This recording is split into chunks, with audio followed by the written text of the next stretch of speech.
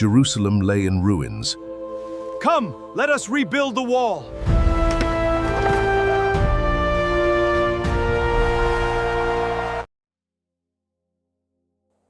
அல்லேலூயா, அல்லேலூயா. ஆமென். கர்த்தர் நல்லவர். ஆண்டவரும் அருமை இரட்சகருமாய் இயேசு கிறிஸ்துவின் நாமத்தில் உங்களுக்கு எனது அன்பின் வாழ்த்துக்களை நான் தெரியப்படுத்திக் கொள்கிறேன். கர்த்தருடைய கரம் நம்மேல் நன்மையாக இருப்பதாக. அல்லேலூயா, ஆமென். கடந்த நாட்களில் தொடங்கி, அதாவது ஜூலை மாதம் 10 தொடங்கி இன்று நமக்கு ஸ்தோத்திரம் ஆகஸ்ட் 22, கடந்த 44வது நாளாக இன்று கர்த்தர் நம்மை அவருடைய சமூகத்தில் அமர வைத்திருக்கிறார். கர்த்தர் நல்லவர். அல்லேலூயா, ஆமென். ஸ்தோத்திரம். தொடர்ந்து இந்த நாளிலும் நாம் கர்த்தருடைய வார்த்தையை தியானிக்க கர்த்தர் நமக்கு உதவி செய்வாராக. நாம் வாசிக்கலாம். எஸ்ராவின் புஸ்தகம் 7ஆம் அதிகாரம். எஸ்ராவின் புஸ்தகம் 7ஆம் அதிகாரம் 6வது வசனத்தை நான் வாசிக்கிறேன். என்னை பின்பற்றிக் கொள்ளுங்கள். இந்த எஸ்ரா இஸ்ரவேலின் தேவனாகிய கர்த்தர் அருளிய மோசேயின் நியாய பிரமாணத்திலே தேறின வேதபாரகனாய் இருந்தான். அவனுடைய தேவனாகிய கர்த்தருடைய கரம் அவன் மேல் இருந்ததினால் அவன் கேட்டவை எல்லாம் ராஜா அவனுக்கு கொடுத்தான். நான் ஜெபிக்கலாமா? கண்களை மூடி தேவ சமூகத்தில் ஹல்லேலூயா, ஹல்லேலூயா, ஹல்லேலூயா, ஹல்லேலூயா, ஹல்லேலூயா. நன்றி அப்பா. அன்பின் பரலோக பிதாவே, குமாரனாம் இயேசுவின் நாமத்தில் ஜெபிக்கிறோம். ஆசீர்வதிக்கப்பட்டதான மகிழ்ச்சி நிறைந்த இந்த மாலை வேளையிலும் ஆவியானவர் எங்களோடு பேசுவீராக. உமது கரத்தில் ஒப்பு கொடுக்கிறோம், உமது கரத்தில் விட்டு கொடுக்கிறோம். வார்த்தை உம்முடையது, சபை உம்முடையது, ஜனங்கள் உம்முடையவர்கள், அடியேன் உம்முடையவன். எங்களோடு பரிசுத்த ஆவியானவர் பேசுவீராக. நாங்கள் அல்ல, நாங்கள் அல்ல, கிறிஸ்துவே எங்களில் மகிமைப்படுவீராக.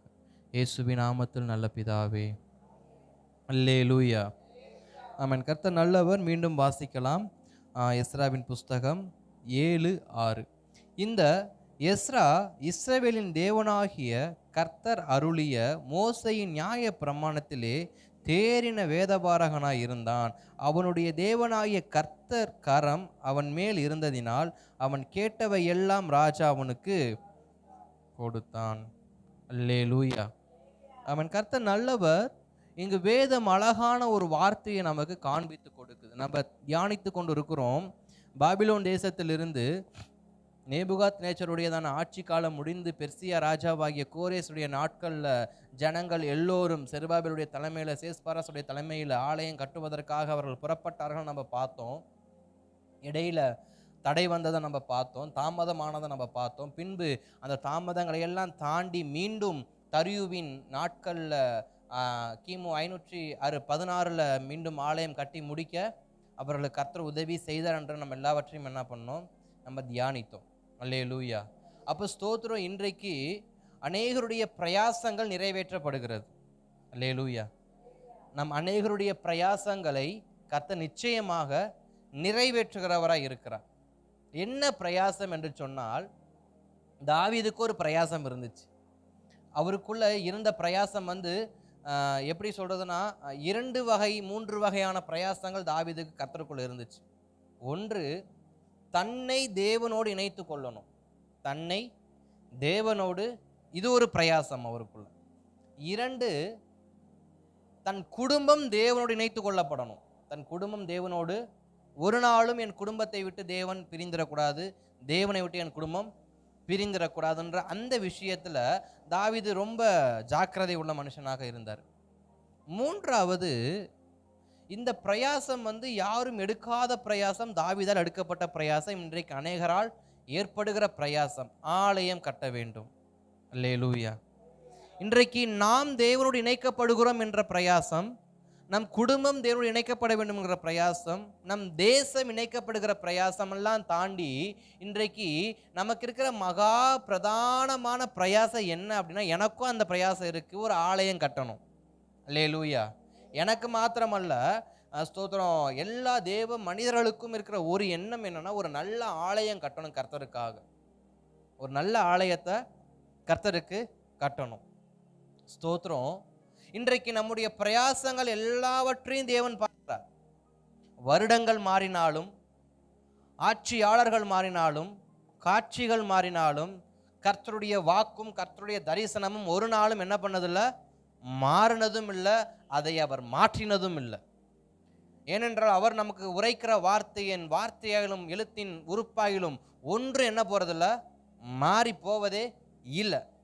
அப்ப தேவன் தமது வாக்கில் எப்படிப்பட்டவராக இருக்கிறார், உண்மை உள்ளவராக இருக்கிறார். அவர் ஒரு வார்த்தையை சொல்லுகிறார் தாவீதை பார்த்து, தாவீதே நீ என் ஆலயத்தை கட்ட மாட்டேன், உன் மகன் எனக்கு ஒரு ஆலயத்தை என்ன பண்ணுவான், கட்டுவான்னு சொல்றப்ப அந்த வார்த்தையை சாலமன் எப்படி விவரிக்கிறார்னா, என் தகப்பன் தாவீதுக்கு வார்த்தையால் சொன்னதை என் கரத்தால் செய்ய கர்த்தருக்கு என்ன பண்ணாரு, உதவி. அப்ப நம்முடைய வாழ்க்கையில சில பிரயாசங்களை எல்லாம் கர்த்தர் நிச்சயமா நிறைவேற்றுகிறார். அதுல ஒரு பிரயாசம் தான் ஆலயம் கட்டுவது. இப்ப நேபுகாத் நேச்சருடைய விடுதலை என்ன, ஆலயம் கட்டணும். நேபுகாத் நேச்சருடைய நோக்கம் என்ன, என் ஆவியை அவர் ஏவினபடியினால் தேவன் இஸ்ரவேலின் தேவனுக்கு ஒரு ஆலயத்தை கட்டும்படி நான் உங்களை அனுப்புகிறேன், நான் உங்களை விடுதலை பண்ணுறேன், நீங்கள் போங்க, நீங்கள் போய் அந்த காரியங்களை என்ன பண்ணுங்க, ரெனோவேட் பண்ணுங்க, போய் புதுப்பிங்கன்னு சொல்லி என்ன பண்ணுறாரு, அனுப்புகிறாரு. இப்போ செருபாபேல் தலைமையில், யெஷுவாவின் தலைமையில், சேஸ்பாரசுடைய தலைமையில் ஒரு கூட்டம் புறப்படுது. ஒரு 24,000 ஒரு 30,000 பேர் பக்கம் என்ன பண்ணுறாங்க, புறப்பட்டு போகிறதாக நமக்கு சில விவரங்கள், புள்ளி விவரங்கள் சொல்லுகிறது. அதற்கு மேலும் இருக்கலாம், அதுக்கு கீழும் இருக்கலாம். இப்போ இதெல்லாம் முடிஞ்சு தரியுவின் நாட்களில் கிமு 516 ஆலயம் கட்டி முடிச்சாச்சு. கிமு 516 ஆலயம் கட்டி பிரயாசங்கள் நிறைவேறப்பட்டுருச்சு. இன்றைக்கு நமக்கு ரட்சிப்பை தேவன் கொடுத்தார். அந்த பிரயாசத்தை அவர் என்ன பண்ணிட்டாரு, சிலுவையில் நிறைவேற்றி விட்டார். ஏன், ஒரு மனிதனால் உண்டான பாவத்தை இன்னொரு மனிதனுடையதான ரத்தம் என்ன பண்ணணும், நீக்கணும். ஒரு மனிதன் கீழ்ப்படியாமையினால் இன்னொரு கீழ்ப்படிதல்னால், ஒருவருடையதான அறியாமை ஒருவருடையதான அப்படி இப்படி ஒருவர் செய்த காரியம், ஒருவர் ஆதாமுடைய காரியத்திலிருந்து இந்த உலகம் சுழன்று வந்தான ஒரு சுழற்சியிலிருந்து யார் விடுதலை ஆக்குகிறார்னு பார்த்தா இயேசு கிறிஸ்து விடுதலை ஆக்குகிறார். இப்போ இந்த காரியம் எல்லாவற்றையும் பார்க்குறப்ப ஒரு பிரயாசம் நிறைவேற்றப்பட்டிருக்கு. நம்மை குறித்து பவுல் சொல்லுவார், நான் யார் அப்படின்னு சொன்னால், நீங்கள் கர்த்தருடைய ஆலயம், நீங்கள் கர்த்தருடைய ஆலயம். ஒருவன் அவருடைய ஆலயத்தை கெடுத்தால் நான் அவர் என்ன பண்ணுவேன், கெடுப்பேன்னு சொல்லி அங்கே பவுல் எழுதி வைக்கிறார் தேவனுடைய வார்த்தையை குறித்து. அப்போ புதிய ஏற்பாட்டில் ஆலயம், பழைய ஏற்பாட்டில் ஆலயம், கட்டிடம் கற்களால் மரங்களால் கட்டப்பட்ட ஆலயம். புதிய ஏற்பாடு வரும்பொழுது மாம்சிகமாகிய நம் சரீரமே அந்த ஆலயமாய் காணப்படுகிறது. இந்த ஆலயத்தை கட்டுவதற்கு இயேசு தமது ரத்தத்தை என்ன பண்ணியிருக்கிறாரு, கொடுத்திருக்கிறார். தமது ஜீவனை கொடுத்திருக்கிறார், தமது ரத்தத்தை கொடுத்திருக்கிறார், ரட்சிப்பை கொடுத்திருக்கிறார், அபிஷேகத்தை கொடுத்திருக்கிறார், ஞானஸ்நானத்தை கொடுத்திருக்கிறார், வேத வசனங்களை கொடுத்திருக்கிறார், உபதேசங்கள் எல்லாமே கொடுத்திருக்கிறார். எதற்காக, இந்த ஆலயம் கட்டப்படுவதற்காக. இன்றைக்கு ஆலயங்கள் கட்டப்பட்டாயிற்று, ஆலயங்கள் கட்டப்பட்டாயிற்று. ஆலயங்கள் 6ஆம் அதிகாரத்தில் கட்டப்பட்டாலும் 7, 8, 9, 10ங்கிற ஒரு 4 அதிகாரத்தை மீண்டும் ஆண்டவர் என்ன பண்றாரு, வைக்கிறார். இன்றைக்கு நம்முடைய அநேக பிரயாசங்கள், சில சரீர பிரயாசங்கள் இருந்தாலும், சில குடும்பத்தின் பிரயாசங்கள் இருந்தாலும், சில உலக பிரயாசங்களும் தேவன் நிச்சயமா நிறைவேற்றுவார். ஆனால் அது நம்முடைய பிரயாசம். ஏனென்றால் தாவீதை பார்த்து தேவன் கேட்கும் பொழுது, நான் ஒரு கட்டிடத்தில் தங்குவது நான் கேட்டேனா, அதாவது தாவீதை கேட்பாரு. ஆனா அதே விஷயத்த இங்க ஆகாயோட தீர்க்கதரிசி மூலமா சொல்லுவாரு, எனக்கு கட்ட வேண்டிய இடத்துல நீ வீடு கட்டிட்டு உட்காந்துட்டுன்னு சொல்லி ஆகாயிட்ட என்ன பண்ணுவாரு, கேட்பாரு. இப்போ இது எல்லாமே நம்மால் உருவாக்கப்பட்டது, நான் பொருத்தனை செய்ததை நான் செயல்படுத்தவில்லைன்னு சொல்லி அவர் நம்மளை பார்த்து என்ன பண்றாரு, கொஸ்டின் கேட்கிறாரு. இதெல்லாம் ஒரு பக்கம் இருக்கு. இதெல்லாம் கட்டுகிற வேலை. கட்டினா மட்டும் போதுமா, வீடு கட்டி முடிச்சா மட்டும் போதுமா? வீடு எது கட்டுறோம், வாடகை விடுறதுக்கா, இல்லை வித்துட்டு போறதுக்கா? குடியிருக்கிறதுக்கு. அல்லேலூயா. அப்போ ஒரு வீடு கட்டுவதின் நோக்கம் என்ன, ஒரு குடும்பம் வாழ வேண்டும், ஒரு குடும்பம் வாழ வேண்டும், ஒரு குடும்பம் வளர வேண்டும், ஒரு சந்ததி உருவாக வேண்டும், ஒரு தலைமுறையே அந்த வீட்டை குறித்து என்ன பண்ணுகிறது, வாழ வேண்டும் என்றதான வெகு காலத்தை குறித்த தரிசனத்தை தாவீதுக்கு தேவன் என்ன பண்ணாரு, கொடுத்தாரு. அப்போ ஒரு வீடு என்பது ஒரு தலைமுறையை உருவாக்கக்கூடியதாக, அதாவது சில தலைமுறைகளை உருவாக்கக்கூடியதா இருக்கிற பட்சத்துல, அப்ப ஆலயம் எப்படிப்பட்டதா இருக்கும்? ஆலயம் என்பது நம்முடைய அடையாளமாக அது என்ன பண்ணுகிறது, மாறுகிறது. என்ன ஆலயம்? இன்றைக்கு எருசலேமை நீங்கள் தேடி பார்த்தீங்கன்னு சொன்ன, எருசலேமை எப்படி காட்டுவாங்க, அந்த ஸ்தோத்திரம், அந்த மசூதியிலலாம் அந்த மேலே ஒரு பெரிய ஆர்ச் கோயில் மடி போட்டிருப்பாங்க பார்த்தீங்களா, அது கோல்டன் கலரில் இருக்கும். எந்த நாட்டிலையும் அதை என்ன பண்ணியிருக்க மாட்டாங்க, வைத்திருக்கிற மாட்டாங்க. ஆனால் எருசலேமில் மட்டும், எருசலேம்னு சர்ச் பண்ணாலே ஃபஸ்ட்டு வர்றது இதுதான், ஆலயம்தான். அந்த ஆலயம் எப்படி இருக்கும், பெரிய ஒரு தாஜ்மஹால் மாதிரி கூம்பு போட்டு, அது அந்த கூம்பு ஃபுல்லாக எப்படி இருக்கும், ஒரு கோல்டன் கலரில் என்ன பண்ணியிருப்பாங்க, ஷைன் பண்ணியிருப்பாங்க. அதை பார்த்தாலே என்ன அடையாளம், அது எருசலேம். இன்றைக்கு ஒவ்வொரு சில இடங்களுக்கு போகிறப்ப சில அடையாளங்கள் என்ன பண்ணுது, உண்டாகுது. திருப்பதிக்கு போனாக்க அங்கே ஆந்திரா போனாக்க திருப்பதி என்ன பண்ணுவாங்க, மென்ஷன் பண்ணுவாங்க. அங்கே போனால் ஆந்திராப்பா, இங்கிட்டு போனால் தெலுங்கானாப்பா, அங்கிட்டு போனால் அப்படின்னு சொல்லி மென்ஷன் பண்ணுவாங்க. அப்போ ஆலயம் என்பது ஒரு அடையாளமாக, யாருடைய அடையாளம்? ஆலயம் என்பது யாருடைய அடையாளம் என்றால் அது யூதர்களுடையதான அடையாளம். யூதர்களுடைய அடையாளங்கள், இஸ்ரவேல் ஜனத்துடைய அடையாளங்கள், தேவனால் தெரிந்து கொள்ளப்பட்ட ஜனத்தின் அடையாளங்களை அங்க தேவன் காண்பிக்கும்படியாக ஆலயத்தை என்ன பண்ண சொன்னாரு, கட்ட சொன்னாரு. கட்டினதுக்கு அப்புறமா அவர் விரும்புகிறது என்னன்னா, அதுல மகிமை உண்டாயிருக்க வேண்டும். அல்லேலூயா. இன்றைக்கு நாம் கட்டுகிறதையெல்லாம் சிறப்பாக கட்டி விடுகிறோம், கட்டுகிறதையெல்லாம் சிறப்பாக கட்டி விடுகிறோம். ஒரு குடும்பத்தில் பிரச்சனை என்றால் அந்த குடும்பத்தில் உட்காந்து பஞ்சாயத்து பண்ணி அந்த குடும்பத்தை சிறப்பாக சேர்த்து வைத்து கட்டி விடுகிறோம். ஆனால் வாழ்வதற்கான வழி, இன்றைக்கு குடியிருப்பதற்கு ஒரு அழகான ஒரு வீட்டை கட்டிடுறோம், ஆனால் குடியிருக்கிறதுக்கான பாதை என்ன தெரியாது. இன்றைக்கு ஒரு சபையை கட்டிடுறோம், சபையில் ஆத்துமாக்கள் தெரியாது.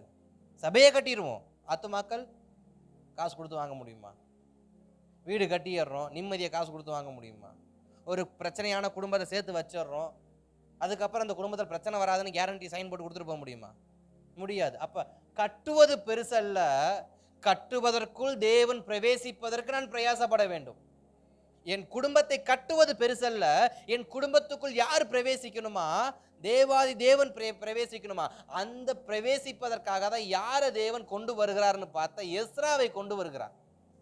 யாரை கொண்டு வருகிறார்னா எஸ்ராவை எஸ்ராவை எப்படி கொண்டு வருகிறார்? வேதம் அழகா சொல்லுகிறது. இந்த எஸ்ரா 7:6, இந்த எஸ்ரா இஸ்ரவேலின் தேவனாகிய கர்த்தர் அருளிய மோசேயின் நியாயப்பிரமாணத்தினாலே தேறின வேதபாரகனாய் இருந்தான். அவனுடைய தேவனாகிய கர்த்தர் கரம் அவன் மேல் இருந்ததினால் அவன் கேட்டவை எல்லாம் ராஜா அவனுக்கு கொடுத்தான். இங்க 2 காரியத்துக்கு ஒன்றே ஒன்று அடித்தளமாய் காணப்படுகிறது. 2 ஆசீர்வாதங்களுக்கு ஒரே ஒரு காரியம் அடித்தளமாய் மாறுகிறது. என்ன அடித்தளம் என்றால், கர்த்தருடைய கரம் என் மேல் இருக்க வேண்டும் என்றால், நான் கேட்கும் அனைத்தையும் ராஜா எனக்கு கொடுக்க வேண்டும் என்றால், நான் கர்த்தருடைய வேதத்தில் கட்டப்பட்டவனாக இருக்கணும். இதேதான் சங்கீதம் 1 நமக்கு அழகாய் சொல்லுகிறது. அவருடைய வேதத்தை இரவும் பகலும் தியானமா இருக்கிற மனுஷன் அவன் செய்வதெல்லாம் ஸ்தோத்திரம். அப்ப வேதம் நமக்கு எதை அறிவுறுத்துகிறது என்று சொன்னால், என் கரம் முன்னோடு இருக்க வேண்டும் என்றால், தேவ பிரசன்னம் நம்மை தாங்க வேண்டும் என்றால், தேவ பிரசன்னத்துக்கு நாம் மறைந்து கொள்ள வேண்டும் என்றால், ஏனென்றால் மோசே ஒரு வார்த்தையை சொல்வார், ஆண்டவரே என் சமூகமுக்கு முன்பாக என்ன பண்ணணும், உமது சமூகம் எனக்கு முன்பாக என்ன பண்ணணும், செல்ல விட நான் புறப்பட மாட்டேன். உமது மேகம் எனக்கு முன்னாடி போகலன்னா நான் என்ன பண்ண மாட்டேன், புறப்பட மாட்டேன். நீங்கள் என் கூட இல்லைன்னா நான் பாளையத்தை விட்டு எழும்ப மாட்டேன், பாளையத்தில் கூடாரம் போட மாட்டேன், நான் இப்படியே ஓடிக்கிட்டே இருப்பேன் தவிர எங்கே என்ன பண்ண மாட்டேன், தங்க மாட்டேன்னு சொல்லி மோசே தெளிவாக பேசுவார். அப்போ ஸ்தோத்திரம், மோசேக்கு தேவன் சொல்வார், சரி ஓகே மோசே, நான் மேகஸ்தமமாக அக்கினி ஸ்தமமாக என்ன பண்ணேன், உன் கூடவே என்ன பண்ணுறேன் வரேன்னு சொல்லுவார். அதற்கு மோசைக்கு வச்ச நிபந்தனை என்ன, என் சொற்படி நீ கேட்பாயானால் உன்னோடு கூட நான் என்ன பண்ணுவேன், இருப்பேன். கர்த்தருடையதான வார்த்தைக்கு நாம் கீழ்ப்படியும் பொழுது அவர் பிரசன்னம், அவர் மகிமை, அவர் கிருபை நம்மை தாங்குகிறதாய் காணப்படுகிறது. கீழ்ப்படிஞ்சாதான் தாங்குவாரா அப்படின்னு ஒரு கேள்வி என்ன பண்ணலாம், வரலாம். இன்றைக்கு ஒரு தகப்பன் ஒரு பிள்ளைகிட்ட பாசமா இருக்கிறதுக்கு, மிகுந்த பாசமா இருக்கிறது வித்தியாசமா இருக்கா இல்லையா?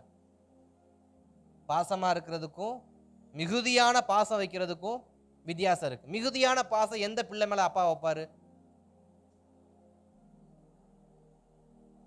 உங்க மேல எந்த அப்பா அம்மா பாசம் வச்சது இல்லையோ? அதெல்லாம் பார்த்தே பல வருஷம் ஆச்சு. சும்மான்னு நீங்க பாட்டு பிரசங்கம் பண்ணுங்க பாச, தேவையில்லாம குடும்பத்தான் இருக்காதீங்கன்றீங்களா? கர்த்தர் நல்லவர். மிகுதியான பாசம் ஒரு தகப்பனுக்கு ஒரு தாய்க்கு எந்த பிள்ளை மேல உண்டாகு? எந்த பிள்ளை அப்பா அம்மா சொல்றத தட்டாம செய்யறாங்களோ அவங்களதான் அப்பா அம்மாவுக்கு ரொம்ப பிடிக்கும். சொல் பேச்ச தட்டாம இருக்கிற பிள்ளைய அப்பாவுக்கு ரொம்ப பிடிக்கும், அம்மாவுக்கு ரொம்ப பிடிக்கும். ஆனா பிள்ளைங்க மேல பாசம் இருக்கும். ஏசா மேலே ரெபேக்காளுக்கு பாசம் இல்லாமல் இல்லை, ஈசாக்குக்கு யாக்கோபு மேலே பாசம் இல்லாமல் இல்லை. ஆனால் என்ன, ஈசாக்குக்கு கொஞ்சம் ருசி உள்ள பார்ட்டி. அவருக்கு மான் கறி மயில் கறிலாம் கொடுத்தா அவர் குசி ஆயிடுவார். ரெபேக்காளுக்கு வீட்டில் பாத்திரம் கழுவி கொடுத்தா அவங்க குசி ஆயிடுவாங்க. ரெபேக்காளுடைய பார்வையில் யாக்கோபு நல்லவன், ஈசாக்குடைய பார்வையில். ஆனால் ரெண்டு பிள்ளைங்க மேலேயும் தகப்பன் தாய்க்கு பாசம் இருந்துச்சு. ஸ்தோத்திரம். இதே ஸ்டேட்மெண்ட் தான், நம்மேல் தேவ கிருபை இருக்கு, ஆனா அவர் வார்த்தையை இன்னும் கீழ்ப்படியும் போது இன்னும் அதிகமாக இருக்கிறது. அல்லேலூயா. அப்போ ஸ்தோத்திரம். தேவ கரம் என் மேலே என்னைய பாதுகாக்கும், என் போக்கிலும் என் வரத்திலும் தேவன் நம்மளை பாதுகாப்பார். இல்லைன்னே கிடையாது. டெஃபினெட்லி அவர் நம்மளை பாதுகாப்பார், நிச்சயமா பாதுகாப்பார். ஆனா என்ன, அவருக்கு கீழ்ப்படிஞ்சோன்னா இன்னும் அதிகமான. எப்படி பீலையாம் வருவது எனக்கு தெரியாது, ஆனால் தேவனுக்கு தெரியும். பீலையாம் வருவது எனக்கு தெரியாது, ஆனால் தேவனுக்கு என்ன பண்ணும் தெரியும். அப்ப எனக்கு தெரியாத சில தீமைகளை எனக்கு வருவதற்கு முன்பாகவே நிர்மூலமாக்கணும்னா என் தேவக்கரம் என் மேல் இன்னும் பலத்ததா இருக்கணும். என் தேவக்கரம் இன்னும் பலத்ததா இருக்கணும். இல்லை சிம்சோனை போல மொட்டையடிக்கப்பட்டு எல்லாம் போனதுக்கு அப்புறமா தேவனே என்னை பலப்படுத்தும் அப்படின்னா அப்பயும் பாசத்தோடு என்ன பண்ணுவார், பலப்படுத்துவார். ஆனால் என்ன ஆயிருக்காது, முந்தி இருந்ததான அந்த கிருபை இருந்திருக்காது. அவ்வளவுதான் வித்தியாசம். சரி, இருக்கட்டும். இப்போ எஸ்ரா என்கிற ஒரு மனுஷனை தேவன் அனுப்புறாரு. ஆலயம் கட்டி முடிச்சாச்சு, எல்லாம் கட்டி முடிச்சாச்சு. ஆனால் தேவன் விரும்பின ஒன்று மாத்திரம் இன்னும் அங்கே நடக்கலை. தேவன் விரும்பின ஒன்று மாத்திரம் இன்னும் நடக்கலை. இப்போ தேவன் பார்த்துக்கிட்டு இருக்காரு. இப்போ என்ன நடக்கலை, ஆவிக்கேற்ற வாழ்க்கைக்கு நேராக ஜனங்கள் திரும்பலை. ஆவிக்கேற்ற வாழ்க்கைக்கு நேராக ஜனங்கள் திரும்பல. இன்றைக்கு அநேக திருச்சபைகள்ல அநேக குடும்பங்கள்ல இருக்கிற ஒரு மைனஸ் என்னன்னா, கடினமாய் உழைக்கிற மனுஷங்க இருக்கிறாங்க, ஆனா ஜெபிக்கிற மனுஷங்க இல்லை. அல்லேலூயா. உண்மைதானே.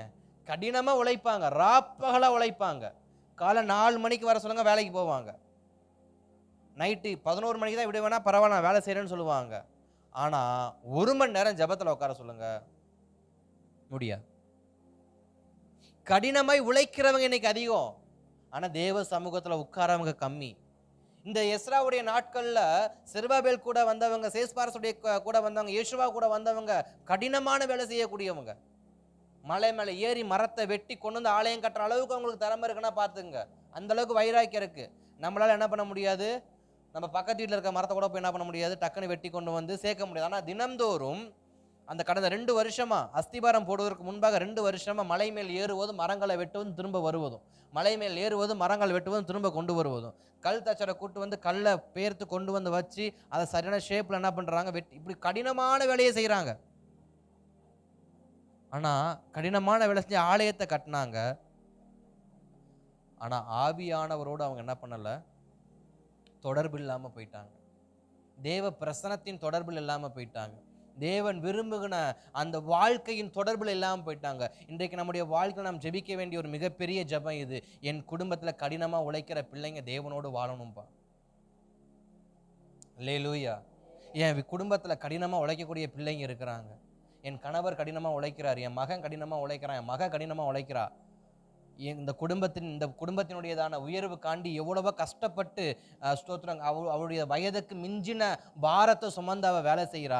ஆனால் தேவனோடு மாத்திரம் என்ன பண்ண மாட்டேங்கிறா. கண்டிப்பாக பெற்றோர்கள் பிள்ளைகளுக்காக ஜெபிக்கணும், கணவருக்காக மனைவி ஜெபிக்கணும், மனைவிக்காக கணவர் ஜெபிக்கணும். உழைக்கிறாங்கன்னு சொல்லி விட்டுறக்கூடாது தூங்குறதுக்கு. அல்லேலூயா. கடினமான உழைப்பு இருக்கணும். கடினமான உழைப்பு இருக்கு என்றதுக்காக தேவனை விட்டு கொடுத்தக்கூடாது என்னைக்குமே. இப்ப எஸ்ராவை ஏன் கொண்டு வந்தாரு? இவர்கள் கடினமா வேலை செஞ்சாங்க, யாரும் செய்ய முடியாத காரியத்தை செஞ்சாங்க. 16 வருஷம் பெண்டிங் இந்த ஒர்க்கு. அஸ்திபாரம் போட்டு 16 வருஷம் ஆச்சு. 16 வருஷம் கழிச்சு மறுபடியும் தறியுடையதான கட்டளைக்கு பிற்பாடு கிமு 516 வந்து ஆலயம் கட்டி முடிக்கப்பட்டுருச்சு. இவ்வளவு வருஷம் தாமதம், இவ்வளவு வருஷம் பலவீனம், இவ்வளவு வருஷம் எல்லாத்தையும் தாங்கினாங்க, ஆலயத்தை கட்டி முடிச்சிட்டாங்க. ஆனா என்ன இல்லைன்னா, ஜனங்களுக்குள்ள ஆவிக்கேற்ற தன்மை இல்லை.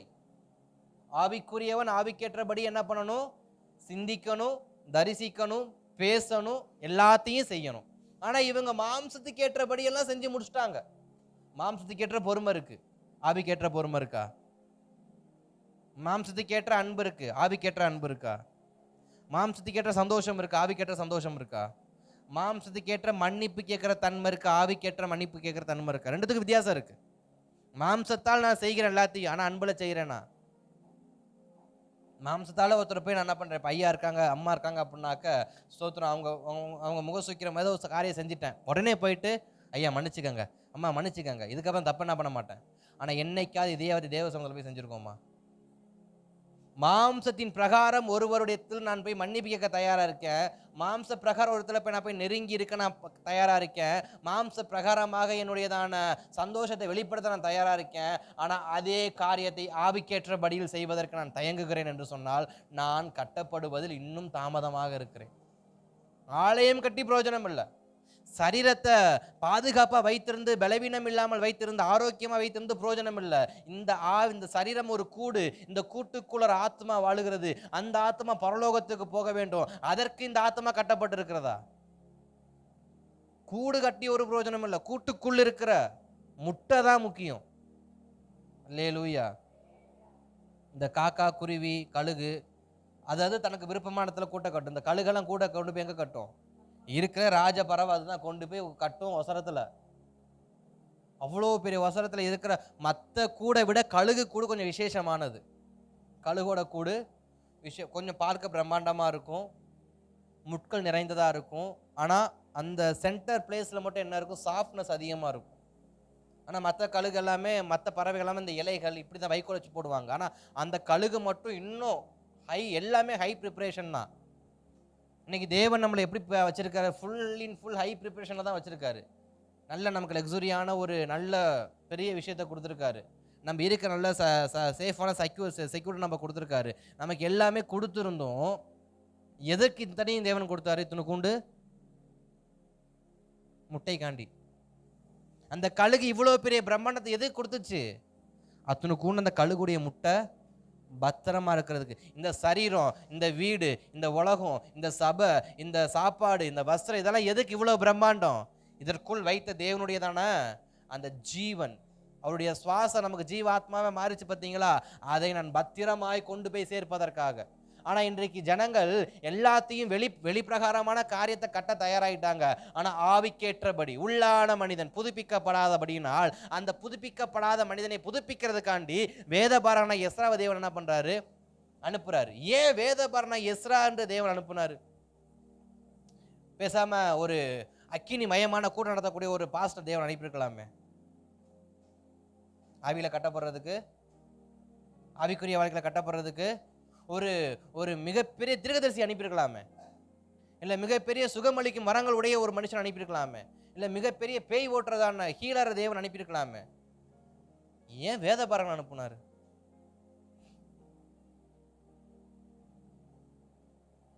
அல்லேலூயா. நம்ம யோசிக்கணும். 5 வகை ஊழியம் உண்டு. 5 வகை ஊழியம் உண்டு.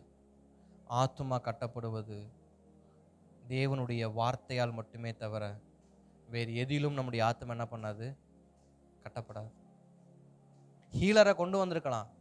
இன்றைக்கு நம்முடைய தேசத்துல தேவ நாமத்துல ஹீலிங் பண்ற எத்தனையோ பேர் இருக்காங்க. நேற்று நான் லாஸ்டா பார்த்தேன், சரியா பேர் வரல, பாஸ்டர் பீட்டர் ஜான் சம்திங் ஒரு பேர். நான் ரீசெண்டாக ஒரு 2-3 நாளாக தான் அவருடையதான ஒரு சின்ன வீடியோ எனக்கு வந்துச்சு. ஆனால் யாருன்னு தெரியாது. அந்த அனாயிட்டிங் செக்ஷன் இருக்கு, எனக்கே ஆடியோ கேட்குறப்ப ஒரு மாதிரி ஆயிடுச்சு. அந்த அளவுக்கு ஹீலிங் சர்வீஸ், அனாயிட்டிங் சர்வீஸ். ஒரு வாட்டர் பாட்டில் ஒன்று வச்சிருக்காரு. வாட்டர் பாட்டில் எடுத்து ஸ்ப்ரே பண்ணுறாரு, அது எல்லாம் தெரிச்சு உள்ள ஓடுறாங்க. நான் துள்றதுனால, நான் சேரை உடைக்கிறதுனால, நான் 2 அடி 3 அடி பறந்து விழுகிறதுனால என் ஆத்மா கட்டப்படாது. என் ஆத்மா கட்டப்படாது. விடுதலை உண்டாகும், கட்டப்படாது. இந்த விடுதலை சொன்னேன் பார்த்தீங்களா? இந்த ஆலயம் கட்டணம், இந்த கூடு கட்டின மாதிரி கதை. விடுதலை எல்லாமே இந்த கூடு கட்டுற கதை. இந்த விடுதலை எதுக்கு? இந்த கூடு எதுக்கு? இதுக்குள்ள இருக்கிற ஆத்மா பாதுகாக்கப்படுறதுக்கு. அந்த உள்ள இருக்கிற ஆத்மா பாதுகாக்கப்படுற எதனால மட்டும்னா கர்த்தருடைய வசனத்தினால் மட்டும்தான். வாலிபனே, உன் வழியை எதனால் சுத்திகரித்துக் கொள்வாய்னு வேதம் கேட்கிறது. அதற்கு வேதம் சொல்லுகிறது, அவருடைய வசனத்தை தவிர வேற ஒன்றில் என்ன பண்ண முடியாது, என் வாழ்க்கையை சுத்திகரித்துக் கொள்ள முடியாது. இன்றைக்கு என்னுடைய உள்ளான மனுஷன் சுத்திகரிக்கப்படணும். எதுல? வசனத்துல. வசனத்தை வாசிக்கணும், சத்தியத்தை கேட்கணும், சத்தியத்தை தியானிக்கணும். புதிய ஏற்பாடா பழைய ஏற்பாடா வாசிக்கணும். டெய்லி ரொட்டீனா வேதத்தை எடுத்து வாசிச்சு வாசிச்சு வாசிச்சு புரியுதோ புரியலையோ, தியானிக்க தெரியுதோ தெரியலையோ, வாசிக்கணும். நாளானது தன்னால் விளங்க பண்ணும். ஆனா இன்னைக்கு ஆவிக்குரிய வாழ்க்கை இன்னைக்கு எல்லாரும் நினைக்கிறது, இன்னைக்கு ஒரு பெரிய திரளான கூட்டத்தில் போய் உட்காந்துருக்கணும், அங்கே ஒரு தீர்க்கதரிசி வருவார், இல்லை சுகமளிக்கிற கிருபோடையர் வருவார், இல்லை ஹீலர் வருவார், அக்கினியை நிரப்பி இன்னைக்கு வானத்துக்கும் பூமிக்கும் குதிக்க வைக்கிற ஊழியக்காரர் வருவார்னா ஆவிக்குரியவர்கள் கட்டப்பட்டுச்சா? அது வெறும் 1 மணி நேரம் இல்லை 2 மணி நேரம், அட்லீஸ்ட் ஒரு நாள் கூத்து, அடுத்த நாள் பழைய குருடி போக வண்டிதான். அதனாலதான் தேவன் ஹீலர் அனுப்பல, வேத வசனத்தை அனுப்புனார். யார் அனுப்பல? ஹீலர்ஸ் அனுப்பல, மிராக்கிள் மேன்ஸ் அனுப்பல. யார் அனுப்புறாரு? வசனத்தால் போதிக்கப்பட்டவன். அங்க வேதம் அழகா சொல்லுகிறது, நியாய பிரமாணத்தில் தேறின வேதபாரகனா இருந்தான். இன்றைக்கு மக்களை ஆவிக்குரிய வாழ்க்கையில் திருப்புறது எது? ஆசீர்வாதம் இல்லைங்க, அற்புதம் இல்லைங்க, விடுதலை இல்லைங்க, வசனம் தானே. அது எனக்கு பாதி பேருக்கு தெரிய மாட்டேங்குது. சபைக்குள்ள இருக்கிறவங்களுக்கு, இன்னைக்கு ரட்சிக்கப்பட்ட குடும்பங்கள் இருக்கிற பாதி பேருக்கு என்ன தெரிய மாட்டேங்குது? விடுதலையால குடும்பம் கட்டப்படும். இல்ல, தவறான காரியம் அது. விடுதலையால குடும்பம் கட்டப்படாது. விடுதலையால எனக்கு தான் விடுதலை, அதனால என் குடும்பம் கட்டப்படாது, அதுலயும் ஆத்மா கட்டப்படாது. ஒரு நன்றி நிறைந்த இருதயத்தோடு போய் சோத்திரம் மட்டும் ஒரு கேண்டில் என்ன பண்ணலாம், பொருத்தி வச்சுட்டு வந்துடலாம். அதெல்லாம் பக்தி விருத்தி ஏதாவது உண்டாகுமா? இல்ல. பக்தி விருத்தி உண்டாகணும்னா, தேவனுக்கு பயப்படுற பயம் உண்டான வசனத்தால் மட்டும்தான் கர்த்தருக்கு பயப்படுற பயம் என்ன ஆகும்? உண்டாகும். அப்ப ஸ்தோத்திரம். எதற்கு தேவன் எஸ்ராவை அனுப்புறாரு? அவன் வசனத்தால் என்ன பண்ணுவான்? ஜனங்களை தன்னிடமாய் திருப்புவான். யோவான் சனை குறித்து வேதம் அழகா சொல்லுகிறது. யோவான் எப்படிப்பட்டவர்? அற்புதம் செய்கிறவரா? சுகம் அளிக்கிறவரா? இல்ல மரித்தவனை எழுப்பி விடுறவரா? அப்படிதான் அவர் பண்ணியிருக்கிறாரா? அவர் பண்ணதெல்லாம் என்னது? வழியை ஆயத்தம் பண்ணுகிற வேலை மட்டும்தான். வனாந்தத்தில் கூப்பிடுகிற சத்தம், வார்த்தை, அது மட்டும்தான் அவர் வேலை. வார்த்தையை அனுப்பிக்கிட்டே இருப்பார், சத்தத்தை அனுப்பிக்கிட்டே இருப்பார். வனாந்தத்துல இருந்து ஒரு சத்தம் வருது, அங்க இருக்கிற நதியோரம் ஃபுல்லா, கலிலேயா நதியோரம் ஃபுல்லா சுத்தி வருவார், பிரசங்கம் பண்ணுவார். அந்த பிரசங்கத்தை கேட்டு மனம் திரும்பும் பட்சத்தில் பரலோகம் உனக்காய் கட்டப்பட்டிருக்கு, நீ போனுவார். இன்றைக்கு பெரிய பெரிய பிரம்மாண்டங்கள் கட்டி பிரயோஜனம் இல்லைங்க. இன்னைக்கு நிறைய கிறிஸ்தவருடைய வாழ்க்கையிலேயே அவங்க நல்லா ஜெபிக்க தெரியும், நல்ல அந்நிய பாஷை பேசுவாங்க, நல்ல பாட்டு பாடுவாங்க, நல்ல கண்ணீர் மழுக ஆராதிப்பாங்க. நான் வசனம் கேட்டால் ஒத்த வசனம் தெரியாது. ஆத்மா கட்டப்பட்டிருக்கும், தெரியல. இன்றைக்கு படிப்பறிவு இல்லைனாலும் கேட்கிற வசனத்தை மனதில் பதிய வைக்கிற பக்குவத்துக்குள்ள நம்ம பழகணும். அன்றைக்கு இருந்ததான இஸ்ரவேல் ஜனங்களுக்கு டெய்லி பைபிள் அடிச்சு கொடுத்துட்டா இருந்தாங்க. ஒரே ஒரு தோல் சுருள் இருக்கும், அதை உட்காந்து வாசிப்பாங்க. அதை கேட்டு மனதில் என்ன பண்ணிக்கணும்? பதிய வச்சுக்கணும், அவ்வளவுதான். படிக்க தெரிஞ்சா பிரதி எடுக்கணும், படிக்க தெரியலையா மனதில் பிரதி எடுக்கணும். இன்றைக்கு நமக்கு படிக்க தெரிஞ்சாலும் பிரதி எடுக்கிறது இல்லை, கேட்க தெரிஞ்சாலும் மனசுல பிரதி எடுக்கிறது இல்லை. பிரதி எடுக்காத வாழ்க்கை எப்படி கட்டப்படும்? வசனத்தை உட்கொள்ளாத ஆத்துமா எப்படி கட்டப்படும்? இன்னைக்கு நம்ம எத்தனையோ உபதேசம் கேட்கிறோம், அந்த உபதேசம் கேட்கிறோமே தவிர அதெல்லாம் கட்டப்பட்டிருக்கோமா? இவர் நல்லா பிரசங்கம் பண்றாரு, அவர் நல்லா பிரசங்கம் பண்றாரு, அவர் நல்லா பிரசங்கம் பண்றாரு, ஐயோ அவர் பிரசங்கம் கேட்கறதுக்கு அப்படி பிரமாதமா காமெடியா பிரசங்கமா, கேட்டு கட்டப்பட்டிருக்கோமா? கேட்டு கட்டப்பட்டிருக்கோமா? அதான் இன்னைக்கு கேள்வி. நான் கேட்ட வசனத்தால் நான் கட்டப்பட்டிருக்கேனா? நான் கேட்டு அப்புறம் என்ன பிரயோஜனம்? எரேமியாவை கொண்டு தேவன் பேசிக்கிட்டே இருக்காரு, ஆனா ஜனங்கள் கேட்கல, என்ன பிரயோஜனம்? அடிமைத்தனத்துல தான் போய் விழுந்தாங்க. இன்றைக்கு எனக்கு தேவன் நல்ல லக்ஸுரியான வாழ்க்கையை கொடுத்தாரு, இஸ்ரவேலின் தேசத்தை கொடுத்தாரு, நல்ல ராஜாக்களை கொடுத்தாரு, நல்ல ஆசீர்வாதங்களை கொடுத்தாரு, நல்ல விளைச்சல்களை கொடுத்தாரு, நல்ல மிருக ஜீவன்களை கொடுத்தாரு. ஆனா என்ன இல்ல? ஜனங்களுக்குள்ள வசனத்தை கேட்கிற அறிவு இல்ல. வசனத்தை கேட்கணும், வசனத்தால் கட்டப்படணும், வசனத்துக்கு ஒப்பு கொடுக்கணும், வசனத்துக்கு கீழ்ப்படினுங்கிற அந்த சரியான பேசிக்கான அறிவு இல்லாததால அவங்க அடிமைத்தனத்துக்குள்ள போனாங்க. இன்றைக்கு அதே அடிமைத்தனத்திலிருந்து 70 வருஷம் கழிச்சு ரிட்டர்ன் பேக் எங்க எருசலேமுக்கு வந்திருக்கிறாங்க. தேவன் என்ன தெரியுமா விரும்புறாரு? மீண்டும் இவன் அடிமைத்தனத்துக்குள்ள போயிடக்கூடாது. இவன் ஆலயம் கட்டுவான், பிரம்மாண்டமா இருப்பான், வீட்டை கட்டுவான், மதுளை கட்டுவான், எல்லாத்தையும் கட்டுவான், எதை கட்ட மாட்டான்? வசனத்தால ஆத்மாவை கட்ட மாட்டான். அல்லேலூயா, அல்லேலூயா, ஸ்தோத்திரம். புரியும் நினைக்கிறேன். அப்ப நம்முடைய வாழ்க்கையில தேவையானது என்ன? தேவையானது ஒன்று, மரியாள் தன்னை விட்டு எடுபடாத நல்ல உபதேசமாகிய கர்த்தருடைய வார்த்தையை கேட்டுக்கிட்டே இருந்தான். மரியா கேட்டது என்ன? கர்த்தருடைய வார்த்தை. வார்த்தையில கட்டப்படணும். நமது வாழ்க்கை எதுல கட்டப்படணும்? கர்த்தருடைய வார்த்தையில. அந்த வார்த்தையை கேட்கும் போது, அந்த வார்த்தைக்கு கீழ்ப்படியும் போது, அந்த வார்த்தை நம்மளை ஒரு நாளும் விட்டது சரித்திரமே கிடையாது. ஆதியிலே வார்த்தை தான் இருந்தது, அந்த வார்த்தை தான் பின்பு தேவனா வந்தது. அந்த தேவனை நம்புறதுக்கு தான் தீர்க்க தரிசனம், அற்புதங்கள், அதிசயங்கள், மிராக்கிள்ஸ் எல்லாமே. ஆனா ஃபர்ஸ்ட் இருந்தது என்ன? வார்த்தை மட்டும்தான். அப்ப இன்றைக்கு கர்த்தருடைய வார்த்தையை நம்ம நம்பணும், அந்த வார்த்தையை நான் விசுவாசிக்கணும், அந்த வார்த்தையை நான் ஏற்றுக்கொள்ளணும், ஏற்றுக்கொண்ட வார்த்தையில கட்டப்பட விட்டு கொடுக்கணும். இப்ப வேத பாருங்க, எஸ்ராவை எதற்கு தேவன் அனுப்புறாரு? ஜனங்கள் வந்து மாம்சீகமா உழைச்சிட்டாங்க, மாம்சீக பிரகாரமா நிறைய உழைச்சிட்டாங்க. இன்றைக்கு நிறைய சபைகள், எங்களுக்கு என்னுடைய திருச்சபை, நான் இருக்க திருச்சபையில கூட இன்னைக்கு நிறைய யூத் பசங்க இருப்பாங்க. ஆனா அவங்கிற மாதிரி உழைக்கிறதுக்கு யாருமே இருக்க மாட்டாங்க. இரவும் பகலும் பாராம வேலை செய்வாங்க பசங்க வந்து. எத்தனை மணி ஆனாலும் பரவாயில்ல. கன்வென்ஷன் நடக்குதுனாக்கா நைட்டு 2 மணி ஆனாலும் முடிச்சிருப்பாங்க. சேரெல்லாம் எடுத்து வச்சு 500 சேரை 1000 சேரை எடுத்து வச்சு எல்லாத்தையும் ஒழுங்குபடுத்தி, அவங்க சாப்பிட்ற டைம், அதாவது நாங்கள் சாப்பிட்ற டைம் எத்தனை மணியாக இருக்கும்? மினிமம் 12:30 1 o'clock இருக்கும். எல்லாருக்கும் சாப்பாடு கொடுத்து அவங்கெல்லாம் போனதுக்கு அப்புறமா நாங்கள் சாப்பிட்றதுக்கு 1 மணி ஆயிரும். கொஞ்ச நேரம் தூங்குவாங்க. காலைல நேரமாக எழுந்திரிச்சு சர்ச்சு ப்ரேயருக்கெல்லாம் ரெடி பண்ணுவாங்க. ஆனால் ப்ரேயரில் தூங்கி விழுந்துக்கிட்டு இருப்பாங்க. ப்ரேயருக்கெல்லாம் ரெடி பண்ணிடுவாங்க, நைட்டு தூங்கியிருக்க மாட்டாங்க. ப்ரேயருக்கெல்லாம் ரெடி பண்ணிடுவாங்க. ஆனால் ஸ்தோத்திரம் பிரசங்க ஆரம்பிக்கும் போது அப்படியே தூங்கிடுவாங்க. உழைக்கிற கூட்டம் இருக்கு, வசனத்தை கேட்கறதுக்கு தான் ஆளு. அல்லேலூயா. இன்றைக்கு எல்லா திருச்சபைகள்லையுமே எல்லா வாலிப பிள்ளைங்க, எல்லா குடும்ப தலைவர்கள், எல்லா குடும்ப தலைவிகள் சபைக்காக வேலை செய்யறதுக்கு ஒரு கூட்டம் ஓடுது. ஆனா ஜெபிக்கிறதுக்கு ஒரு கூட்டத்தை காணும். ஜெபிக்கிறதுக்கு ஒரு கூட்டம் ஓடுது, வசனத்தை கேட்கிற ஒரு கூட்டத்தை காணும்.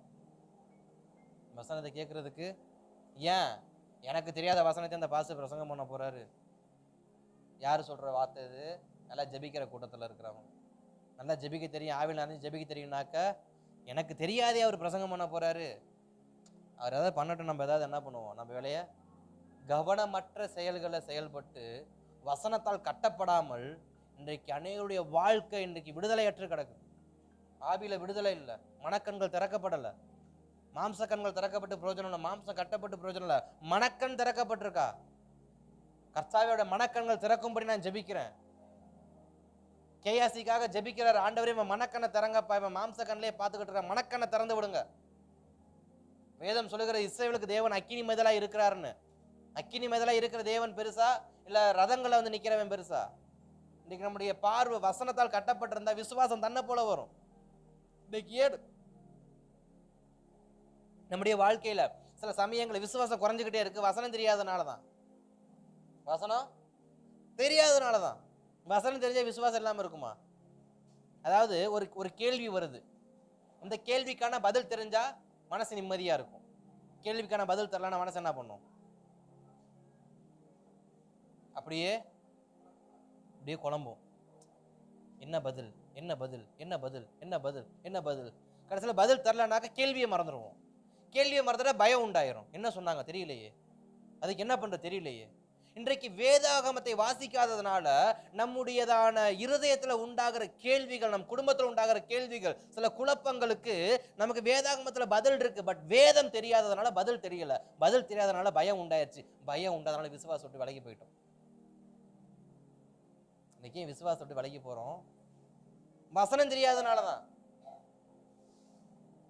அதனால நான் ஆவிக்குரியவனாய் கட்டப்படுவது எந்த அளவுக்கு முக்கியம் என்பது வசனத்தை அடிப்படையாக வைத்தே இருக்கிறது. நான் வாசிக்கிற வசனம், நான் தியானிக்கிற வசனம், நான் கேட்கிற வசனம், அதால் நான் எவ்வளவு கட்டப்பட்டிருக்கிறேன். இந்த 44 நாட்கள் கர்த்தருடைய வார்த்தையை நான் பிரசங்கித்துட்டே இருக்கிறேன். இடையில ஒரு சில ஊழியர்கள் வந்து பிரசங்கித்தாங்க. அதுல எத்தனை வார்த்தையெல்லாம் நான் விட்டு கொடுத்து கட்டப்பட்டிருக்கிறேன். நாம யோசிக்கணும். இத்தனை நாட்கள் நான் வசனம் கேட்டிருக்கேனே, இத்தனை வருஷமா ஞாயிறு பிரசங்கம் நான் கேட்டிருக்கேனே, இத்தனை வருஷமா கன்வென்ஷன் பிரசங்கம் நான் கேட்டிருக்கேனே, அதில் நான் வார்த்தையில கட்டப்பட்டிருக்கேனா? இல்லை கன்வென்ஷனில் போய் கையை தட்டி டமால் டிமில் குதிச்சு வேர்க்க விறுவிறுக்க மேலேருந்து கீழே, கீழேருந்து மேலே, வானத்துக்கு பூமி குதிச்சுட்டு வந்திருக்கேனா? வானத்துக்கு பூமிக்கும் குதிச்சு வந்து ஆவிக்குரிய வாழ்க்கையில கட்டப்பட முடியாது. வசனத்தை கேட்டு, வசனத்தை விசுவாசி, வசனத்தை மனதில் பதிய வச்சாதான், இருதய பலகையில எழுதுனா மட்டும்தான் கட்டப்பட முடியும். அதற்காக தான் யார் அனுப்புனாரு? வேதபாரானாகிய ஏஸ்ரா. இப்ப புரியுதா வசனத்துக்கு இருக்கிற பவர் என்ன அப்படின்னு? நம்ம நினைக்கிறோம் பிரசங்கிக்கிற பிரசங்கியாரை விட தீர்க்கதரிசிக்கு தான் மவுஸ் அதிகம்னு, பிரசங்கிக்கிற பிரசங்கியாரை விட ஹீலருக்கு அற்புதம் அதிகம்னு, பிரசங்கிக்கிற பிரசங்கியாரை தவிர சுகமளிக்கிறவர், அற்புதம் செய்கிறவர், மரித்தவனை தூக்கி விடுறவர், குஷ்டரோகத்தை மாத்துற, இதை தான் நம்ம பெருசா நினைக்கிறோம். அற்புதத்தை பார்த்து பார்த்து தான் இன்னைக்கு இந்த சரீரத்தை கட்டி கட்டி ஆவியை கட்ட மறந்துட்டோம். சுகம் எதுக்கு? சரீரத்துக்கு. சுகம் எதுக்கு? வியாதி சுகமாகிறது எதுக்கு? சரீரத்துக்கு. மரித்து போனது எழும்புறது எதற்கு? சரீரத்துக்கு. வீடு எதுக்கு கட்டணும்? சரீரத்துக்கு. சட்டை எதுக்கு போடணும்? சரீரத்துக்கு. எல்லாமே எதுக்கு தான்? சரி. வண்டி எதுக்கு வாங்கணும்? நான் உக்காந்துட்டு போறதுக்கு. கார் எதுக்கு வாங்கணும்? நான் வெயில் இல்லாம உக்காந்து. இது எல்லாமே எதற்கு நம்ம சௌகரியம் பண்ணிக்கிட்டு இருக்கிறோம்? ஆவிக்கு என்ன பண்ணியிருக்கிறோம்? ஆவிக்கேற்ற வசனத்தை ஊட்டிருக்கிறோமா? ஆவிக்கேற்ற புரோஜனத்தை நம்ம ஊட்டிருக்கிறோமா? காலத்தை பார்த்தா போதகரா இருக்கணும். எதுல? வசனம் படிச்சிருந்தா போதகர் ஆயிருக்கணும். வசனம் படிக்காதனால இன்னும் பாலை உண்ற குழந்தையாவே உட்காந்துருக்கேன்னு பவுல் சுட்டி காட்டுறாரு. நான் ஏன் குழந்தையா இருக்கிறேன்? இன்னும் வசனம் தெரியல. சிலருடைய ஜபங்கள் ஏன் ஒரே பேட்டர்ன்லயே இருக்கு? வசனம் தெரியாதுன்னா. வசனம் தெரிஞ்சா ஜபம் மாறி இருக்கும். வசனம் தெரியல, ஜபம் ரொட்டேஷன்லயே ஓடுது. ஒரே வார்த்தை, ஒரே பேட்டர்ன். ஸ்தோத்திரத்தில் ஆரம்பிச்சு ஸ்தோத்திரத்தில் முடிக்குன்றது எல்லாத்துக்கும் தெரிஞ்சு போச்சு. அதனால அதில் ஆரம்பிச்சு இப்படியே போறது. ஆண்டவரே இதுக்கு தோத்திரம், ஆண்டவரே அதுக்கு தோத்திரம், ஆண்டவரே இதுக்கு தோத்திரம், தோத்திரம் தோத்திரம் தோத்திரம் தோத்திரம் போட்டு அப்படியே முடிஞ்சிடும். ஏன் தோத்திரம் போட்டாங்கன்னு அவங்களுக்கும் தெரியாது. ஜப குறிப்பு கொடுத்தவர் மண்டையை சொரிஞ்சிட்டு இருப்பாரு. ஐயோ நான் என்ன சொன்னேன், இந்த அம்மா எதுக்கு சோம் பண்ணிட்டு இருக்கு, இந்த ஐயா எதுக்கு சோம் பண்ணிட்டு இருக்காரு, மண்டையை சொரிஞ்சிட்டு உட்காந்துருக்கோம் நாங்க பிரச குறிப்பு கொடுத்தவங்க. ஏன்? வசனம் தெரியல. வசனம் தெரிஞ்சா சொன்ன குறிப்புக்கு சரியான வசனத்தை ஜபிக்க தெரியுமா? ஜபிக்க தெரியறப்ப தன்னை போல லீடிங் கிடைக்குமா? லீடிங் ஏன் கிடைக்கல? வசனம் தெரியல. ஜபம் ஏன் பண்ண தெரியல? வசனம் தெரியல. சில பாடல்கள்லாம் வசனத்துல தான் பேஸ் பண்ணி இருக்கும். அது குறிப்பா ஃபாதர் பாட்டெல்லாம் கேட்கவே வேண்டாம். வார்த்தைக்கு வார்த்தை வசனத்துல தான் இருக்கும். ராகம் வேணாம்.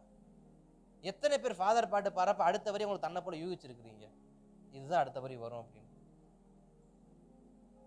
எனக்கு ஃபாதர் பாட்டு அதிகமா தெரியாது. என் ஒய்ஃபுக்கு நிறைய ஃபாதர் பாட்டு நிறைய பாடம், எனக்கு பாட்டு தெரியாது. ஆனால் அடுத்த வரி இதான் கண்டுபிடிச்சிருவேன். ஏன்னா அவர் வசனம் பாட்டு பூரா வசனமாக தான் இருக்கும். வசனம் தெரியறதுனால அடுத்து இதானே லைனு. ராகம்லாம் தெரியாது, ஆனால் நான் பாட்டுக்கு வாயை திறந்து பாடிக்கிட்டு இருப்பேன். அப்புறம் ராகத்தை அவங்க பாடுற ராகத்தை பிடிச்சிக்கிட்டு நிறைய போயிடுவேன். அப்போ இன்றைக்கு எல்லாத்துக்கும் எது மூல உதாரணமாக இருக்கு? அது எது அஸ்திபாரம் இருக்கு? வசனம். அதனால தான் மறு இஸ்ரவேல் கட்டமைப்புக்கு தேவன் கொடுத்த 2வது முக்கியத்துவம் என்னன்னா, வசனத்தால் அவர்கள் கட்டப்பட வேண்டும். ஆலயம் கட்டப்பட்டாச்சு, கூடி இருக்கிற இடம் கிடைச்சிருச்சு. கூடி இருக்கிற இடத்துல என்ன பண்ணக்கூடாது? கள்ளர் குகையா மாத்திடக்கூடாதுன்றதுக்காண்டி வசனத்தை தேவன் முன்னிலைப்படுத்துகிறார். இன்றைக்கு என் வாழ்க்கை கள்ளர் குகையாய் மாறாமல் இருக்க, என் குடும்பம் கள்ளர் குகையாய் மாறாமல் இருக்க, நம் சபை கள்ளர் குகையாம மாறாமல் இருக்க செய்ய வேண்டிய ஒரே ஒரு காரியம் வசனம், வசனம், வசனம். யாருடைய வசனம்? தேவ ஆவியால் எழுதப்பட்ட இந்த பரிசுத்த வேதாகமத்தில் இருக்கிற வசனம் மட்டுமே நான் கட்டப்படுவதற்கான மிகப்பெரிய அஸ்திபாரம். அல்லேலூயா, ஸ்தோத்திரம். கர்த்தர் நல்லவர். அப்ப எஸ்ராவை கொண்டு தேவன் என்ன பண்றாரு? வசனத்தால் ஜனங்களை கட்ட விரும்புகிறார். இப்ப வசனத்தால் கட்டப்பட்டாக்க என்ன உண்டாகும்? கர்த்தருடைய கரம் உண்டாகும். வசனத்தால் கட்டப்பட்ட என்ன உண்டாகும்? தேவ கரம் உண்டாகும். தேவ கரம் எதற்கு? நன்மை உண்டு பண்ணும். கர்த்தருடைய கரம் என்ன உண்டு பண்ணும்? நன்மை உண்டு பண்ணும். வேவு பார்க்க போறாங்க. யோசுவாவும் காலேபும் சொல்றாங்க, அவர்களை காத்த நாள் போயிருச்சு, வா நம்மள போவோம், நம்ம பார்த்துட்டு போவோம். 10 பேர் சொல்றாங்க, ஐயோயோ முடியாது, ஐயோயோ முடியாது, அவங்க ராட்சசர்கள் மாதிரி இருக்கிறாங்க, ஒவ்வொருத்தனும் 3-4 கோலியாத்துக்கு சமமா இருக்கிறாங்க, நம்மளால முடியாது. ஏன் முடியாதுன்ற வார்த்தை வருது? ஏன் மேற்கொள்ள முடியாதுன்ற வார்த்தை வருது? ஏன் அதை நம்ம கர்த்தர் கொடுக்க மாட்டான்ற ஒரு முடிவு வருது? ஏன் அதுக்கு எனக்கு சம்பந்தம்னு முடிவு வருது? ஏன்னா இந்த 10 பேருக்குள்ளே விசுவாசம் இல்லாத காரணம் என்ன? அவர்களுடைய தேவனாகிய கர்த்தர் ஏகோவா சொன்ன வார்த்தை அவருடைய இருதயத்துல இல்ல. அவங்க இருதயத்துல இருக்கிறதுல என்ன? ஓகே, செங்கடலை பிளந்தாச்சு, எல்லாத்தையும் பிளந்தாச்சு, ஓகே நம்ம பாட்டுக்கு மோசே பலப்பார் நம்ம பாட்டுக்கு போய்கிட்டே இருக்கலாம்னு இவங்க மனக்கணக்கு வந்துட்டாங்க. அதனால எதை கவனிக்கல? கர்த்தருடைய வார்த்தையை கவனிக்கல. இன்னைக்கு நம்ம ஒரு மனக்கணக்கு போட்டு உட்காந்துருக்கிறோம். ஓகே பாஸ்டர் அவர் கரெக்டாக 1 மணி நேரம் பேசுவார், கடைசியில் ஆமீன் போட ஏஞ்சி போயிடும் அப்படின்னு. இன்னைக்கு பாதி குழந்தைங்க அப்படிதான் இருக்கு. எனக்காக யாவையும் பாட்டு பண்ண அப்புறம் டவக்குன்னு ஏஞ்சி உட்காந்து உற்சாகமாயிருவாங்க. குழந்தைங்க உற்சாகமான பரவாயில்ல, பெரியவங்களும் உற்சாகமாகறாங்க. எங்கே கொண்டு போய் வைக்கிறதுன்னு தெரில எனக்கு. அல்லேலூயா. குழந்தைங்க உற்சாகமாகிறது ஒரு அர்த்தம், ரைட்டு, ஓகே பாஸ்டர் பிரசங்கத்தை முடிச்சிட்டாரு அடையாளம் கடைசி பாட்டு. ஆனால் நிறைய பெரியவங்களுக்கே அந்த பாட்டு பண்ணதான் மனசில் உற்சாகம் வந்து கை தட்டுறாங்க. கர்த்தர் நல்லவர். அல்லேலூயா, ஸ்தோத்திரம். இப்போ இந்த யோசுவாவும் காலேபும் சொல்றாங்க, அவர்களை காத்த நிழல் போயிருச்சு, நம்மை காக்கும் தேவக்கரம் இருக்கிறது, நம்ம போவோம் வாங்க. இந்த வார்த்தை எங்கிருந்துங்க வந்துச்சு? இன்னைக்கு மேற்பார்வையா பார்த்துட்டு போறோம் பார்த்தீங்களா, கவனிக்காம. அவங்களுக்கு தான் பயம் வரும். ஆழமாய் ஊடுருவி பார்க்கிறவங்களுக்கு பயம் வராது. வசனத்தை ஆழமாய் ஊடுருவி, வார்த்தையை ஆழமாய் ஊடுருவி கேட்கிறவர்களுக்கு பயம் நிச்சயம் உண்டாகாது. ஏன்? பேசுறது கர்த்தருடைய வார்த்தை, வந்தது தேவனிடத்துல இருந்து. எகிப்தை தலைகளாய் புரட்டி போட்டவர் பேசுகிற வார்த்தை. நான் உனக்கு எதை கொடுப்பேன்? கானான் தேசத்தை கொடுப்பேன். ஆனா வேவு பார்க்க போன 10 பேர் என்ன சொல்றாங்க? ஐயோ அது முடியாது முடியாது முடியாது. ஏன்? இவன் வார்த்தையை கவனிக்கல. இவன் எதை கவனிக்கல? இவன் வார்த்தையை கவனிக்க. இவன் மன்னாவை பார்த்தோன்னே வாயை பொழந்துட்டான், கடல் பிளந்தோடனே வாயை பொழந்துட்டான், மாறா மதுரமான வாயை பொழந்துட்டாங்க. இன்னைக்கு நம்முடைய வாழ்க்கையில அற்புதத்தை பார்த்தோன்னே வாயை பொழந்தோன்னா வசனத்தை கேட்க மறந்துடுறோம். அல்லேலூயா. இன்னைக்கு சில சமயங்கள்ல தப்பா எடுத்துக்க மாட்டீங்கன்னு நம்பி இந்த வார்த்தையை நான் சொல்றேன். நமக்கான வார்த்தை வந்தா மட்டும் தான் நம்ம ஆக்டிவேட்டா இருப்போம். நான் நிறைய நேரத்தில் ஞாயிற்றுக்கிழமை ஆறுதல் நான் பார்த்துருக்கிறேன். அவங்க குடும்ப சம்பந்தமான வார்த்தை வந்துட்டா போதும், ஓகே அப்படியே உற்சாகமாயி பேசுங்க பேசுங்க நான் கேட்கிறேன். அது இல்லை கட்டப்படுறது. நிறைய தாய்மார்கள் பிள்ளைகளை குறித்து பேசுனா ஆக்டிவேட் ஆயிடுவாங்க. Activate mode 5G 6G 7G நேஞ்சு உட்காந்துருவாங்க.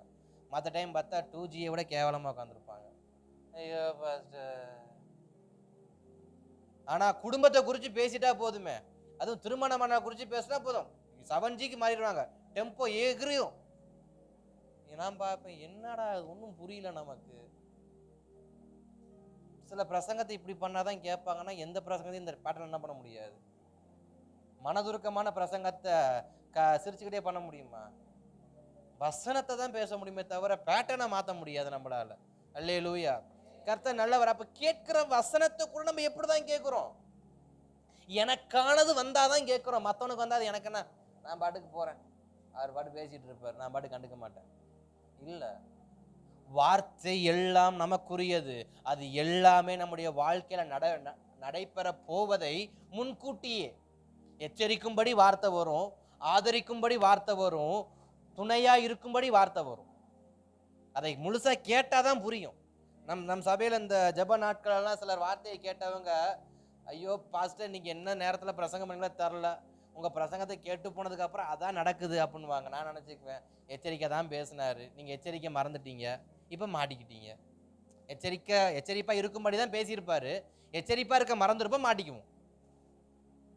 அப்ப நமக்கே தெரிகிறது சில சமயங்கள் வார்த்தை நமக்கு வருகிறதுனால அந்த வார்த்தையை நம்ம கவனமா பிடிச்சுக்கணும். எதற்காக? அடுத்த சம்பவம் நடக்க போகுது. அதனால தேவன் முன்னக்கூட்டியே பேசுறாரு. ஏற்கனவே பேசினார்ல, இந்த ஞாயிற்றுக்கிழமை பேசினார்ல, நேற்று கர்த்தருடைய வார்த்தையை பேசினாங்கல்ல, அதுல இப்படித்தானே வார்த்தை இருந்துச்சு. ஓகே, அப்ப நான் வார்த்தை என்ன பண்ணணும்? கட்டப்படணும். விசுவாசத்தை வார்த்தைக்கு நேரா கொண்டு வரணும், வசனத்துக்கு நேரா கொண்டு வரணும். அல்லேலூயா. நம்முடைய வாழ்க்கை கட்டப்படாம போறதுக்கு ஒரு முக்கிய காரணம் என்னையே கேட்டா நான் சொல்றது, வசனம் இல்லை, வாழ்க்கை இல்லை. அல்லேலூயா. வசனம் இல்லாத வாழ்க்கை அது தேவையற்ற ஒரு வாழ்க்கை. வசனம் இல்லாமல் எல்லாம் இருந்து என்ன பிரயோஜனம்? அல்லேலூயா. அதாவது இந்த கானாவூர் கல்யாண வீட்டில் திராட்சை ரசத்துக்காக ஒரு பாத்திரம் வச்சுருந்தாங்க. அல்லேலூயா. திராட்சை ரசத்துக்காக ஒரு பாத்திரம் வச்சுருந்தாங்க. அது நிறைய பாத்திரம் வச்சுருந்துருப்பாங்க. கை கால் கழுவுறதுக்கு ஒரு தொட்டியில் தண்ணி வச்சுருக்குறாங்க. அது ஒரு 6 தொட்டியில் வச்சுருக்குறாங்க. திராட்சை ரசம் ஊற்றுறதுக்கு பல தொட்டிகளில் திராட்சை ரசம் வச்சுருக்குறாங்க. அப்போ நான் கேட்குறேன், திராட்சை ரசம் வச்சிருந்த தொட்டி பிரம்மாண்டமாக இருந்திருக்குமா, அல்லது தண்ணீர் ஊற்றி வைத்த தொட்டி பிரம்மாண்டமாக இருந்திருக்குமா?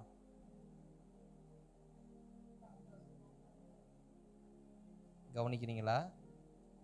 நான் வேற மொழியில் எதுவும் கேள்வி கேட்கலையே. திராட்சை ரசம் ஊற்றி வச்ச தொட்டி நல்லா பார்க்க பிரம்மாண்டமாக இருந்திருக்குமா, இல்லை தண்ணி ஊற்றி வச்சிருந்த தொட்டி பார்க்க பிரம்மாண்டமாக இருந்திருக்குமா? ஏன்? அது வயிற்றுக்குள்ளே போகிறது, இது கையும் காலும் நின்றது, அதோட போகிறது. அப்போ வயிற்றுக்குள் போகிற ஆகாரத்துக்கு நம்ம என்ன பண்ணுறோம்? ரொம்ப கவனமாக இருக்கும். இன்றைக்கு குழந்தைங்களுக்கு சமைக்கிற சாப்பாடெல்லாம் பெற்றோர் எப்படி இருக்கிறாங்க? ரொம்ப கவனமாக இருப்பாங்க. ஏன்? அது குழந்தை வயிற்றுக்குள்ளே போகிற போஜனம், வயிற்றுக்குள் சரீரத்துக்குள் போகிற போஜனம் வந்து மிகவும் கவனமாக இருக்கணும். அது செரிமானத்துக்கு ஏற்ற மாதிரி. அதுவும் குழந்தைங்களுக்கு ஊட்டுறதான அந்த ஒரு 2 மாதத்துக்கு அப்புறம் ஊட்டுற சாப்பாடெல்லாம் பார்த்தா சீக்கிரம் செரிமானம் ஆயிருமா? இது வயிற்றுக்கு ஒத்துக்குமா ஒத்துக்காதா? மாவு கொடுக்கலாமா, கோதுமை கொடுக்கலாமா, அதை கொடுக்கலாமா, இதை கொடுக்கலாமான்னு பார்த்து என்ன பண்ணுவாங்க? கொடுப்பாங்க. ரொம்ப ரொம்ப ரொம்ப பாதுகாப்பாக இருப்பாங்க. இப்போ திராட்சை ரசம் எப்படி இருக்கு? ரொம்ப ரொம்ப ரொம்ப ஏன்னா அது அநேகர் வந்து ஆகாரத்தோட உண்ணக்கூடியதான ஒரு உணவுப் பொருள். இப்போ உணவுப் பொருள் பத்திரப்படுத்தி வச்சிருக்கிறாங்க. இப்போ உணவுப் பொருள் தீர்ந்து போச்சு. இப்போ உணவுப் பொருள் தீர்ந்து போச்சு. ரெஸ்பான்சிபிலிட்டி அப்போ அந்த பாத்திரத்துக்கு இருக்குமா இருக்காதா? அந்த திராட்சை ரசத்தில் ஃபுல் அண்ட் ஃபுல் ரொம்பி வலியுது. என்ன? திராட்சை ரசம்.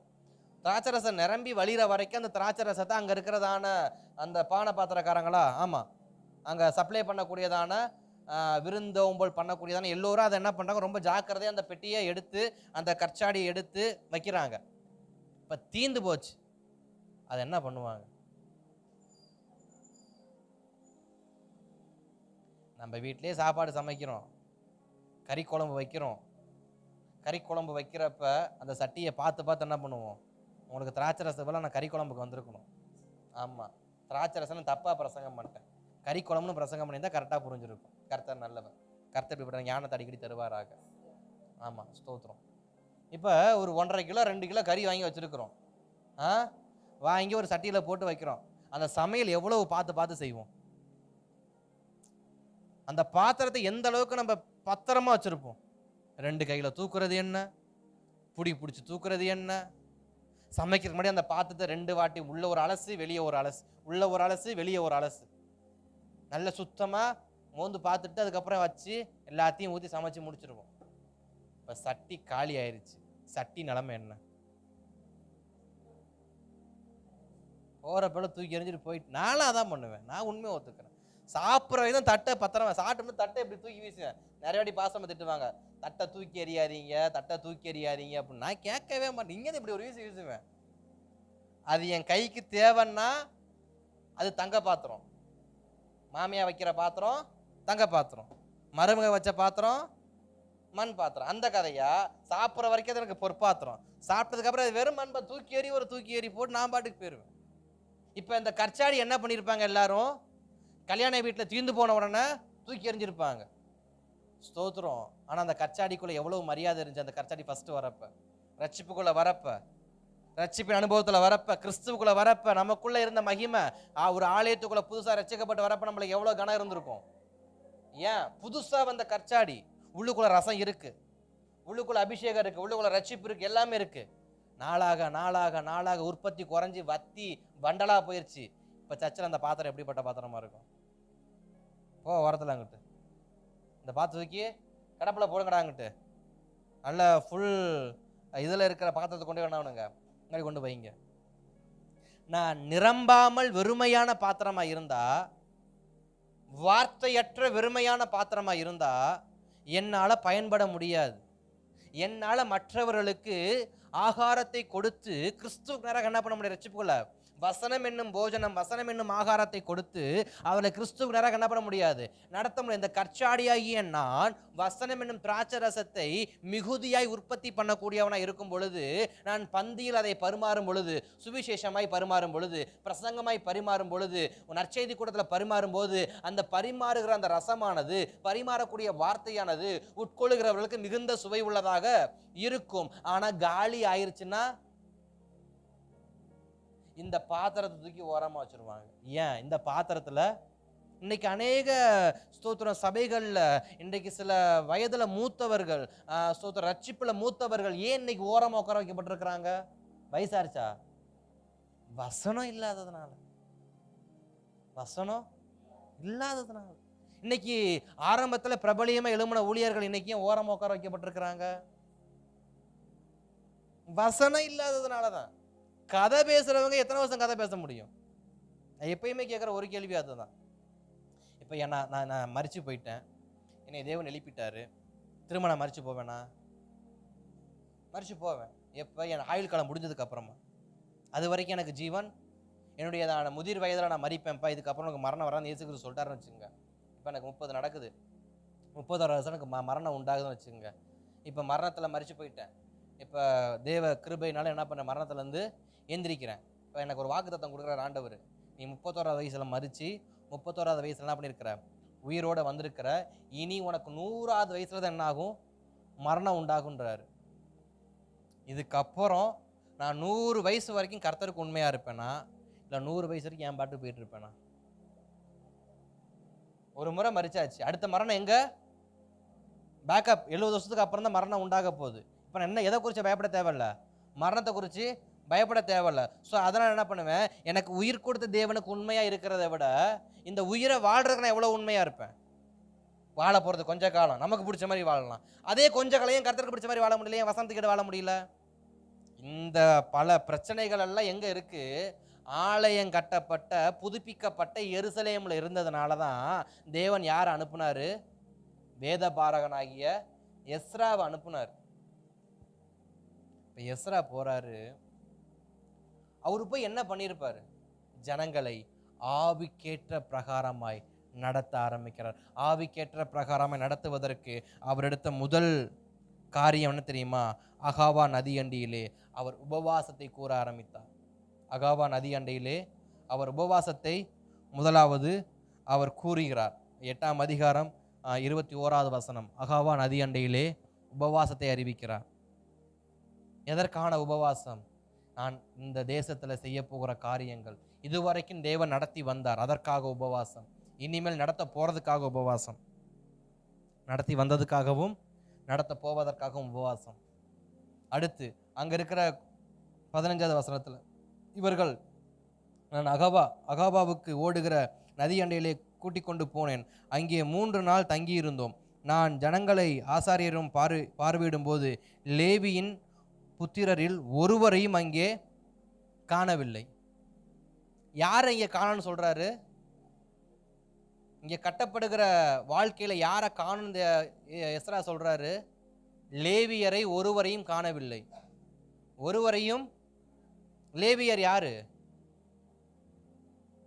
தேவனால் தெரிந்து கொள்ளப்பட்ட ஒரு கோத்திரம். தேவனால் தெரிந்து கொள்ளப்பட்ட கோத்திரத்தை எங்க காணமா?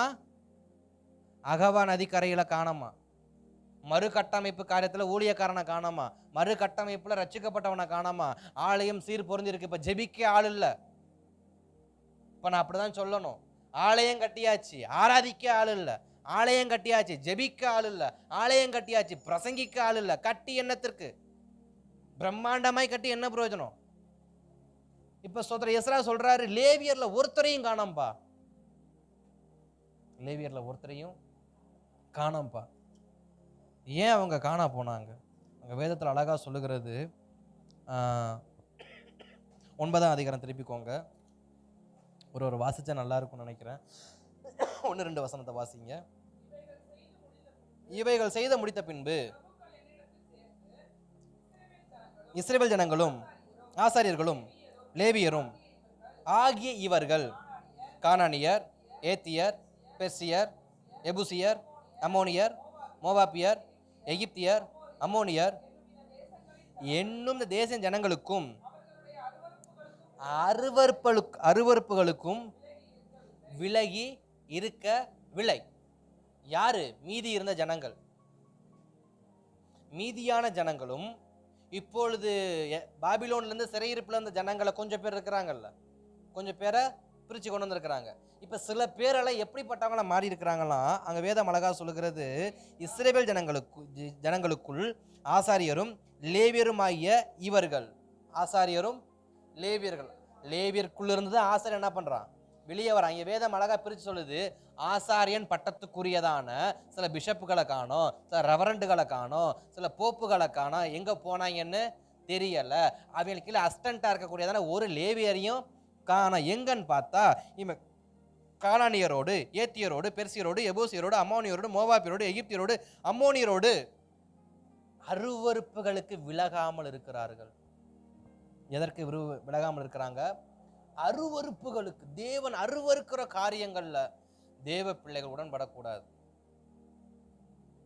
அல்லேலூயா. தேவனால் தெரிந்து கொள்ளப்பட்ட பிள்ளைகள் தேவன் அருவருக்கிற விஷயத்துல தலையிடக்கூடாது. இன்னைக்கு நமக்கு சரீர பிரகாரமான அருவருப்பு எவ்வளவு இருக்கு? சரீர பிரகாரமான அருவருப்பு எவ்வளவு இருக்கு?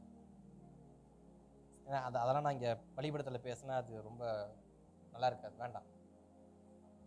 நம்முடைய முகம் சுளிக்கிற நிறைய அருவருப்பான காரியம் இருக்கு.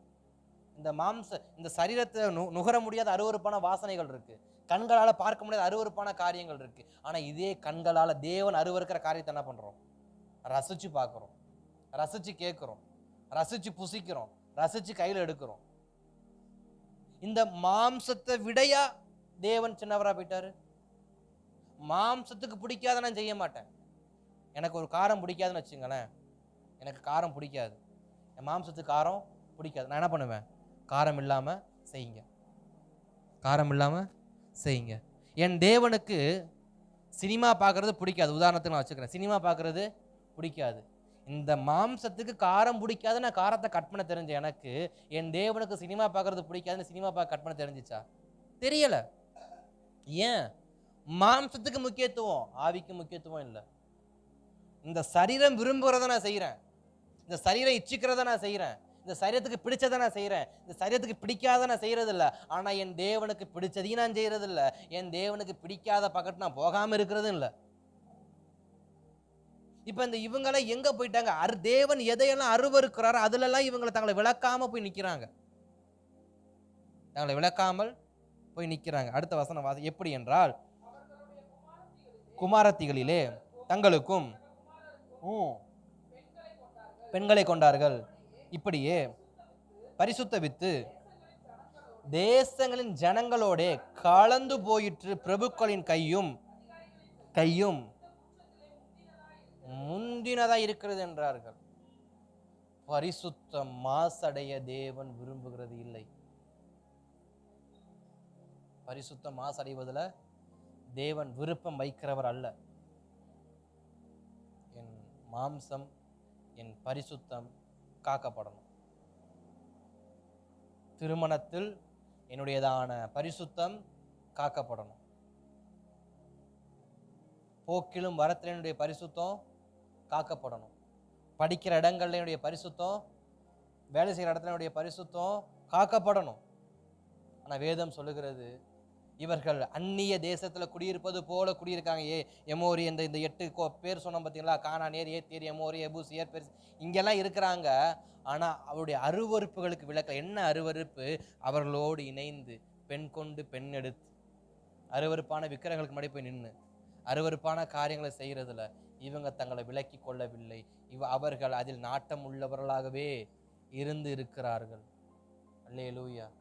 நம்முடைய வாழ்க்கையில தேவன் அருவருக்கிறத நான் ருசிக்க கூடாது. அல்லேலூயா. தேவன் அருவருக்கிறத நான் ருசிக்கவே கூடாது. ஒரு உப்பு கூடி போனா ஒரு சாம்பார் சாப்பிட நமக்கு முடியல. ஆனா இந்த மாமிசம் ருசிக்குது, ரசிக்குது, கண்ணால வர்ணிக்குது. அதனாலதான் வேதம் சொல்லுது, உன் கண் உனக்கு இடரல் உண்டானா, உன் கை இடரல் உண்டாக்குனா, உன் கால் இடரல் உண்டாக்கினார். தரித்து போடு. மூடனா வந்து பரலோகத்துல இருந்து என்ன பண்ண, உட்காரு. நீ முழுசா நரகத்துல போய் சாகுறதுக்கு மூடனா குருடனா வந்து உட்காரு என் சமூகத்துல, பரலோகத்துல வந்து உட்காரு, மீதியை நான் பார்த்துக்கிறேன்.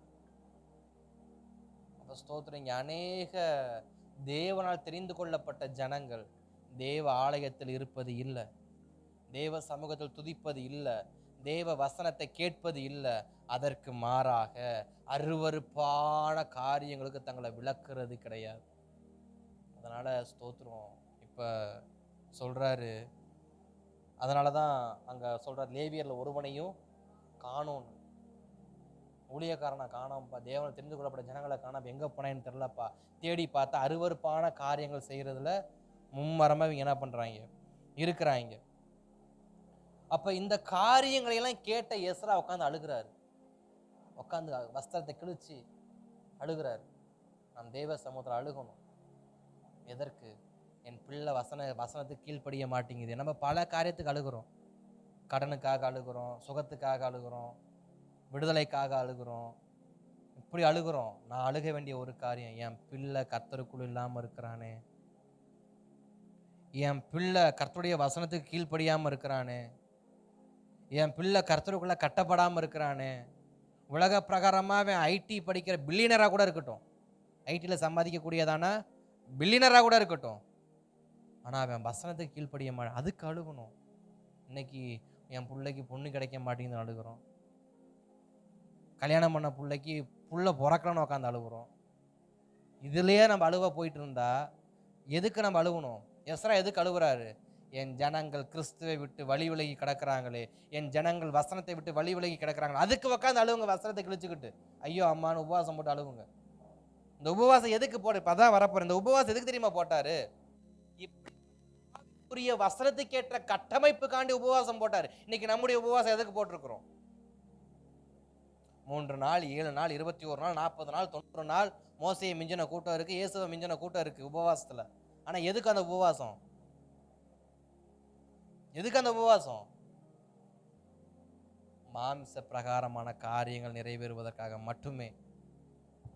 மாம்ச பிரகார காரியங்கள் நிறைவேறுவதற்காக மட்டுமே தவிர உள்ளான மனுஷன் கட்டப்படுவதற்கு இல்லை. இன்னைக்கு அநேக உபவாசம் அப்படிதான் போயிட்டு இருக்கு. உபவாச சபை அப்படிதான் போயிட்டு இருக்கு. இன்றைக்கு அமாவாசை உபவாசம், பில்லி சுனியமா வா, மாந்திரிகமா வா, விடுதலை கொடுக்குறேன் இல்ல. பில்லி சுனியத்திலே மாதிரி கூட தான் இங்க கேரளா யாருப்பா மாந்திரிக பேர் மறந்து போச்சு.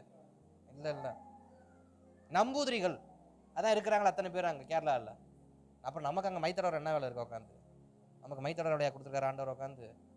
இன்னைக்கு நிறைய போஸ்டர்ல பாக்குறேன், பில்லி சுனியமா வாருங்கள், மந்திரங்களா வாருங்கள், ஏவல்களா வாருங்கள், எல்லாத்துக்கும் வாருங்கள், வசனம் கேட்கறதுக்கு வாருங்கள். ஒரு பக்கி என்ன பண்ண மாட்டேங்குது, அடிக்கிற போஸ்டர்ல போட மாட்டேங்குது.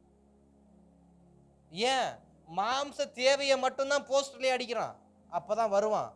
மாம்ச தேவையை பூர்த்தி பண்றதுக்கு தேவன் நம்மளை அழைக்கல, இந்த ரட்சிப்பின் வாழ்க்கைக்கு வரல, இந்த கட்டப்படுகிற நாட்களை தேவன் நம்மளை உட்கார வைக்கல. இன்னைக்கு பல பேர் உட்கார்னாலும் சில பேர் உட்கார்ந்துருக்கீங்கன்னா நீங்க இந்த பில்லி சூனியத்துக்கு, வியாதிக்கு, வறுமைக்கு கட்டப்படும்படி வரல, ஆவியில் கட்டப்படும்படி தேவன் இந்த 44வது நம்ம என்ன பண்ணியிருக்காரு? அமர வைத்திருக்கிறார். அமர்ந்திருக்கிற நான் ஆவிக்கேற்றவன் என்ன பண்ணணும்? கட்டப்படணுமே தவிர இந்த போஸ்டர்ல வரக்கூடிய பில்லி சூனியத்துக்கு என்ன பண்ணக்கூடாது? போயிட்டு இருக்கக்கூடாது. நம்முடைய வாழ்க்கை வசனத்தில் கட்டப்படணும், வசனத்துக்கு கீழ்ப்படியணும். வசனத்துக்கு கீழ்ப்படியலேன்னு உபவாசிக்கணும், வசனத்தால் கீழ்ப்படியலையேன்னு உபவாசிக்கணும். இந்த காரியத்தை எஸ்ரா அன்னைக்கு செய்தார்.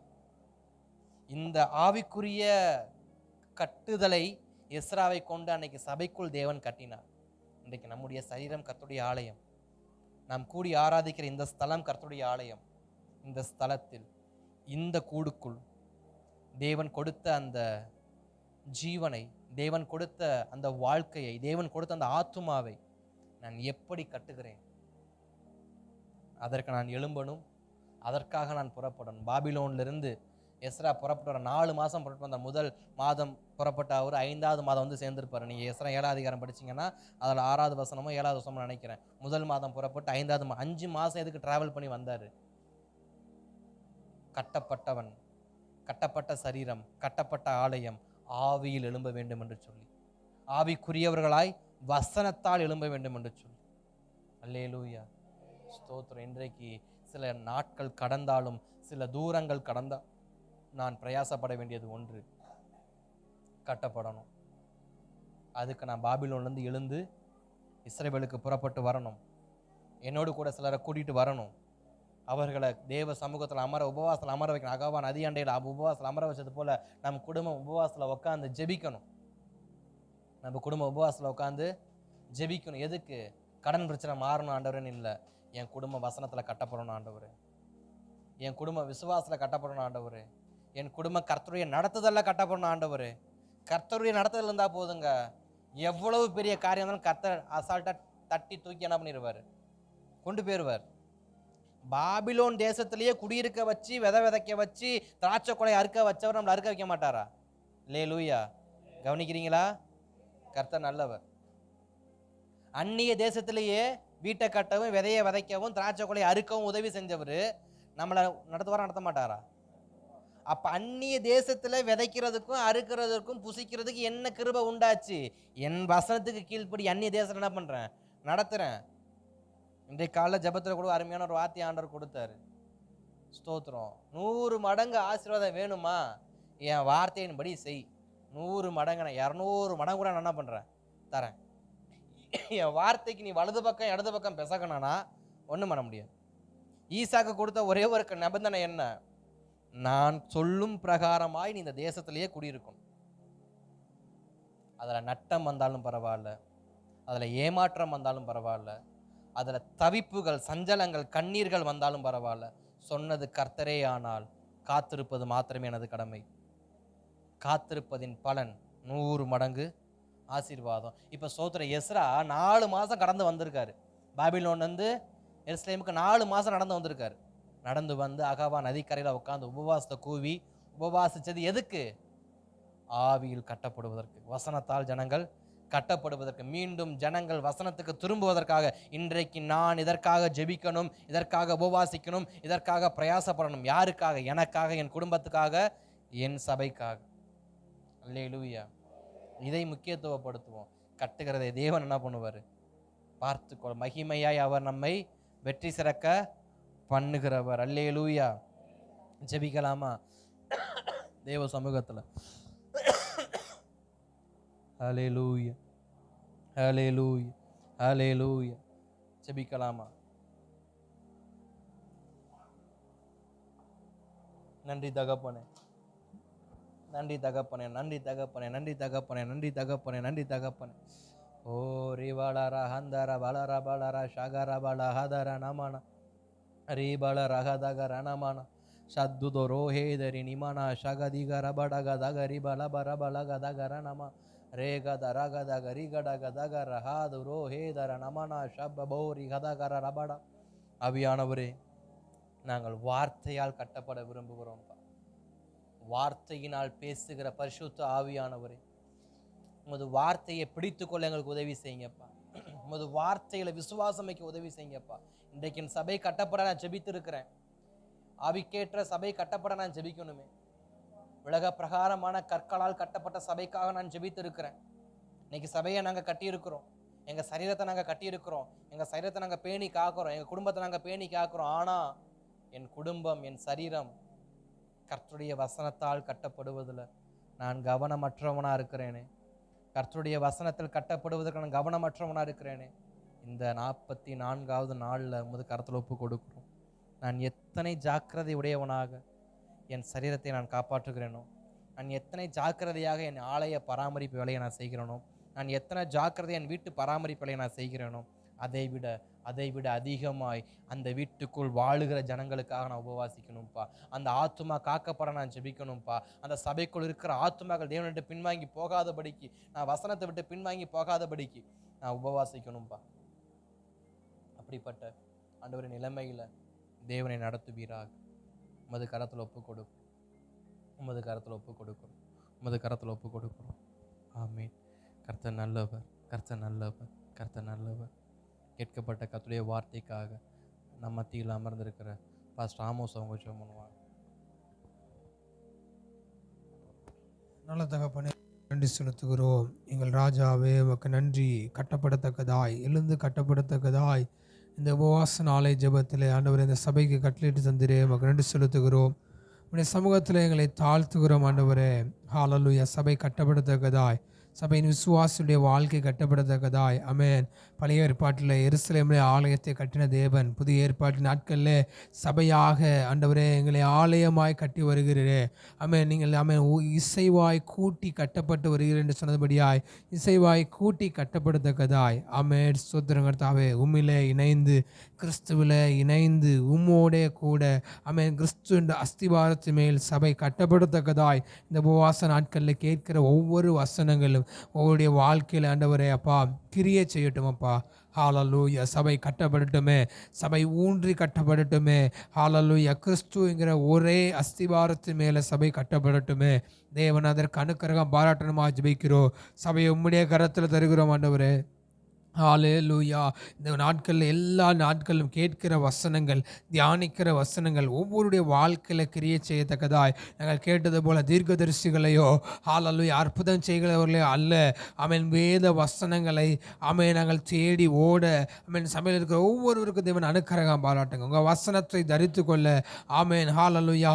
ஓ வேதபாரகனாகி எஸ்ரா சபையை கட்டி எழுப்பினது போல ஆமென் ஜனங்களுக்குள்ளே ஒரு கட்டப்படுதல் உண்டாகட்டும். கிறிஸ்துவின் மேலே கட்டப்படட்டும் ஆண்டவரே. உடைய சமூகத்தில் தாழ்த்து தருகிறோம். நாளை ஆராதனைக்காக ஒவ்வொருவரும் தகுதிப்படுத்தும். நீ பெரிய காரியங்களை செய்யும். இயேசுவின் நாமத்தில் பிதாவே.